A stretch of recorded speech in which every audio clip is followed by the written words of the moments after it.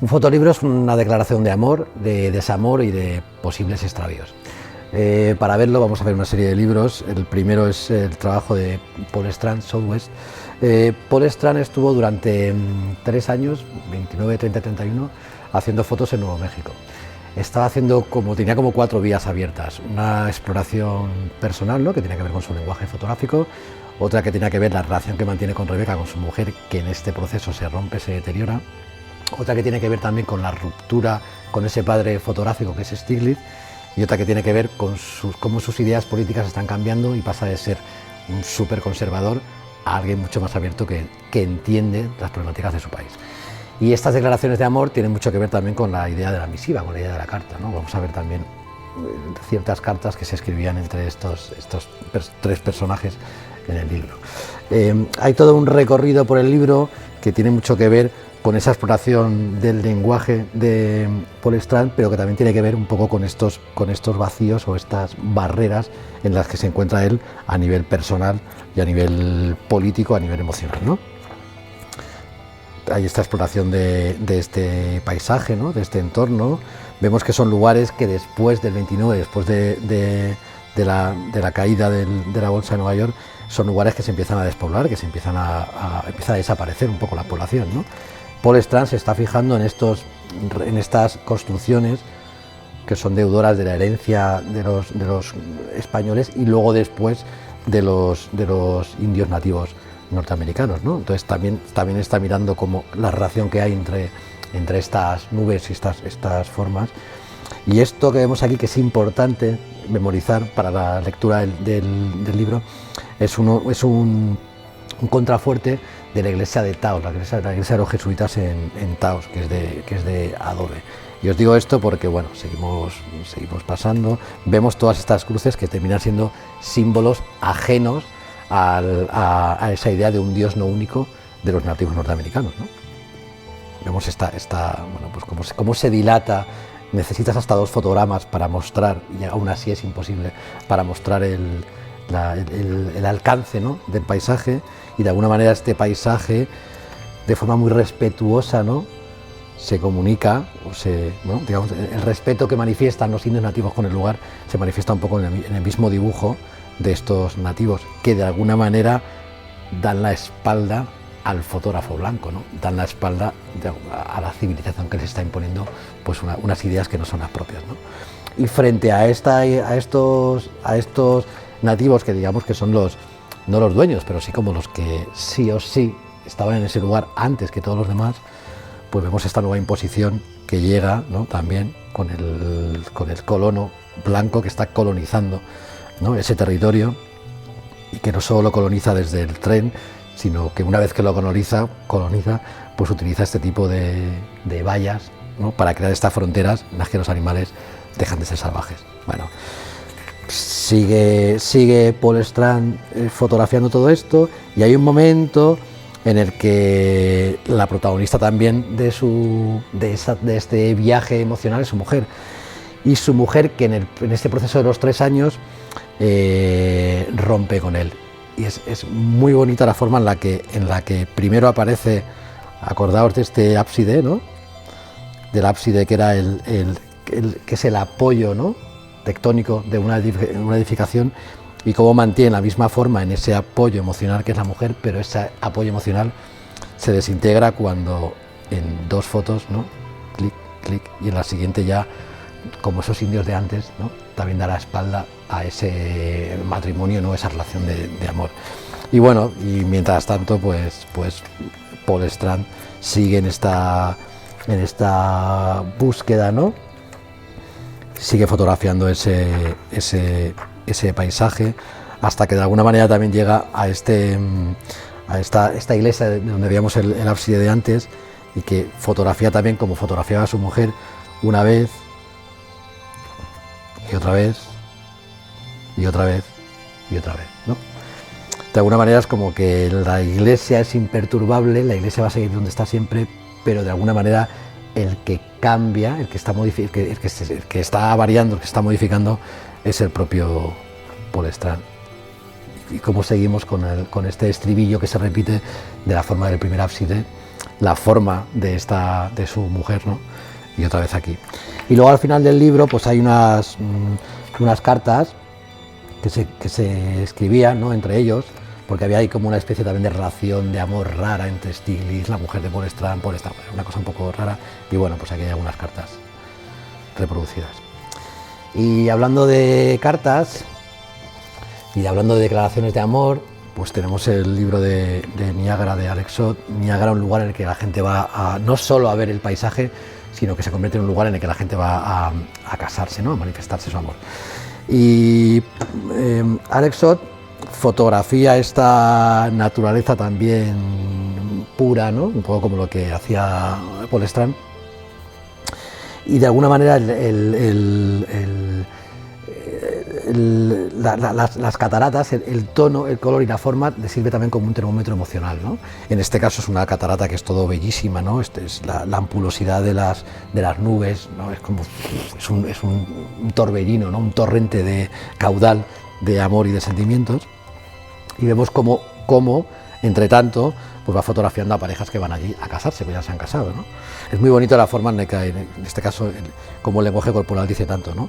Como la chica se cierra sobre sí misma de forma muy tímida y está dejando que sea él, ¿no?, el que la ampare, ¿no?, el que le dé como un poco la seguridad que pierde cuando se encuentra frente a un fotógrafo.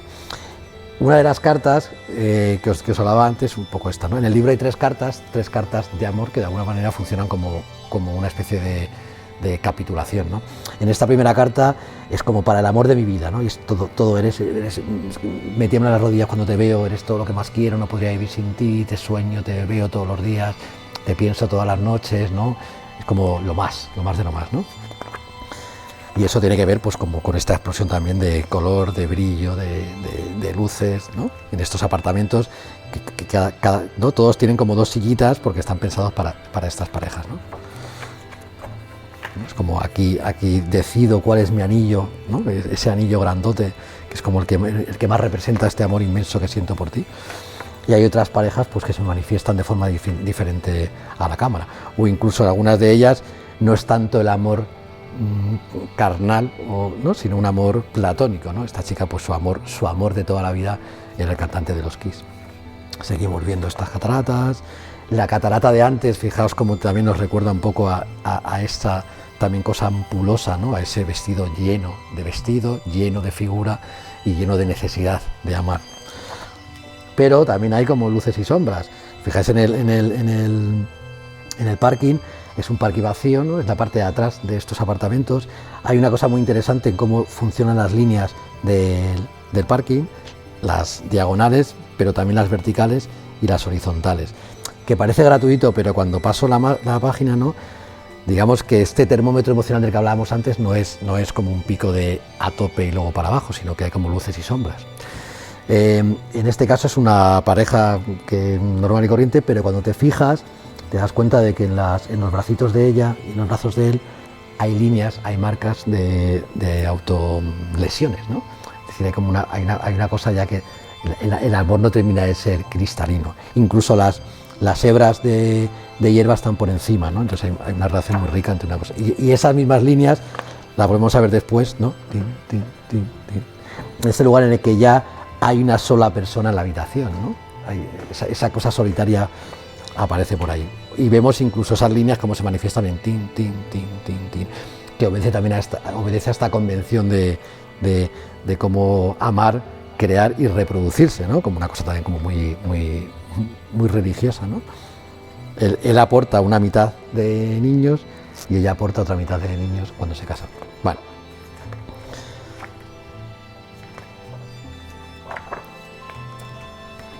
Y aquí hay un momento en el que, si os fijáis, las tonalidades del libro empiezan a ser más oscuras y justo coincide cuando ese agua que veíamos antes que cae en cascada se ha convertido en un agua también, pero en este caso un agua petrificada, porque es un agua de hielo, y ese agua de hielo está como en un whisky, ¿no? Esta frase tan cinematográfica de no, me doy a la bebida para olvidar, ¿no? Y ahora no son dos copas, no te comunicas con alguien, es una copa sola, ¿no? Es la soledad. Y ahora es ese termómetro de la cascada que está como paralizado, ¿no? Ya no está brotando, es como una parálisis, ¿no? Es una exposición larga y está parado en bloque. Plas. Y en esta carta, pues, querido David, todo bien, pero yo estoy muy mal, no puedo estar contigo. Bueno, viene a decir que, ¿no? Como te he querido, te quiero y todo bien, vamos a ser amigos, pero lo dejamos. Y bueno, pues ya lo siguiente tiene que ver con esta frialdad, ¿no? O con esta separación, ¿no? En la que ya la gente no se quiere y atiende más a la tele que a sus propios cuerpos, ¿no?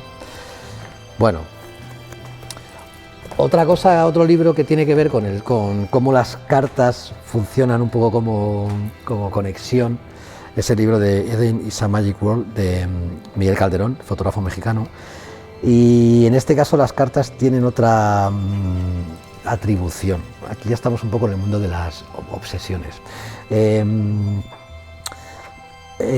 un chico bueno, que le escribe una carta, un chico coreano, que le escribe una carta a una actriz mexicana que había salido en una telenovela que se llamaba Carrusel, que era una telenovela o sea, ella hacía un papel como de niña pequeña. Y entonces el niño, tiempo después, en los años 90, la serie del 80 y pico, ve esa serie en su país y se queda fascinado por esta chica, ¿no?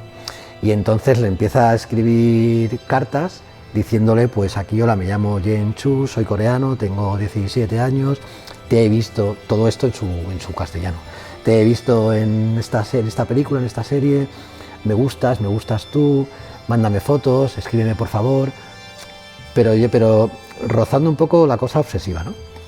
Y mientras tanto, el fotógrafo fotografía a la actriz, pero ya con la época, o sea, es decir, ya con la edad real que tiene ahora, ¿no?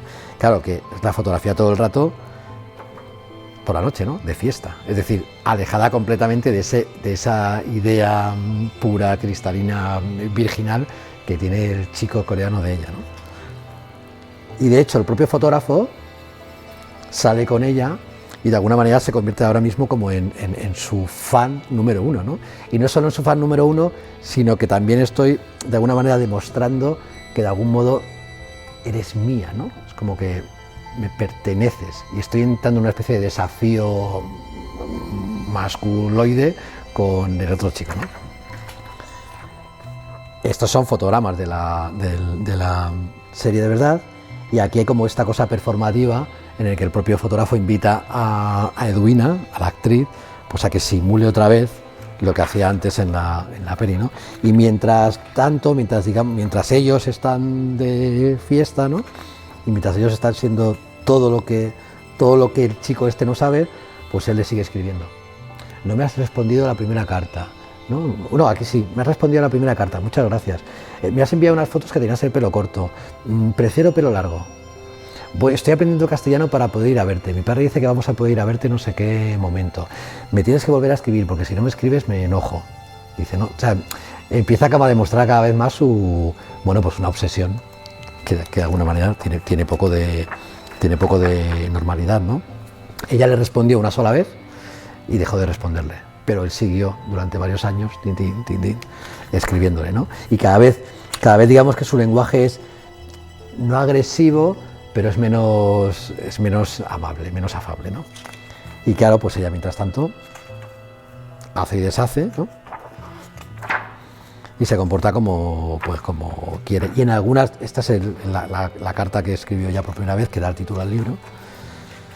Y bueno, ella está aquí, ¿no? En el patio del cole, esta es ella con el fotógrafo. Bueno, hasta que al final, pues nada, entiendo que el chico pues dejaría de escribir, ¿no? Bueno, hay una cosa que tiene que ver con la bueno, no sé si con la obsesión o con la necesidad, que es una cosa muy bonita, que es esta hoja de contactos de Diane Arbus.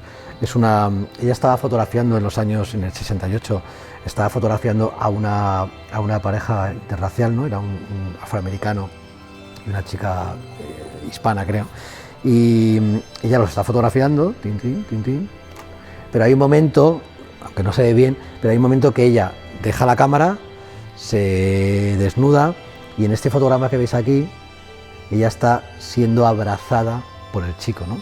El chico, si os fijáis, está sonriendo como con cara de wow, ¿qué está pasando, no? Claro, Diane Arbus era una persona tan ultra mega sensible, con una empatía tan grande por la gente a la que fotografiaba. Digamos que por un lado era la anticlase social de la que venía, ¿no? Una clase muy, con un poder adquisitivo muy alto y muy conservadora, y por otro lado se acercaba a la gente que estaba en los márgenes, ¿no? Entonces de alguna manera quería sentir que era ser amada o querida, ¿no? En una disposición, digamos, de pareja en la que jamás hubiera sido aplaudida por su seno familiar, ¿no? Bueno, y otra cosa muy bonita que tiene que ver con esa necesidad es una sola imagen del libro de Nueva York, de William Klein, en el que una de las capitulaciones de la reedición del 94, creo, el capítulo abre con una foto de una pared en la que es como I need, no es como necesito. Y cuántas cosas puedo necesitar, ¿no? Desde un amor, desde necesitar que no me dejen, pues bueno, un montón de cosas, pero es muy explícito. Y otra cosa que tiene que ver con la necesidad, y en este caso con una necesidad oculta, es el trabajo de Ernest James Belloc, que es un fotógrafo que estuvo trabajando en Nueva Orleans desde finales de 1800 hasta el 1914 o 15. Y era un fotógrafo convencional, ¿no? De fotografía de encargo convencional, pero cuando murió y desarmaron su estudio, en uno de los armarios se encontraron placas de cristal. Y eran placas de cristal en el que él estaba fotografiando a prostitutas del barrio rojo de Nueva Orleans. Las fotografiaba un poco como ellas querían, en el sentido de que unas mostraban su desnudez, otras se vestían pues como si fueran a salir a la calle, ¿no? Algún tipo de... Pero todas tienen como una relación de mirada, una relación que puede ser más o menos obsesiva o más o menos amigable, más o menos como queráis, con el fotógrafo, ¿no? Interiores, exteriores, y lo que es relevante es que el hermano de Belloc era un cura jesuita, y entonces, claro, evidentemente esto no quería ni imaginárselo. Y esto os lo digo porque no sabemos si es por la presión del propio hermano o por la necesidad que sentía Belloc de esconder esto. Hay un momento en el que, como son placas de cristal, algunas de las chicas que aparecen están o bien con un antifaz, vais a ver por aquí, para no mostrar su identidad,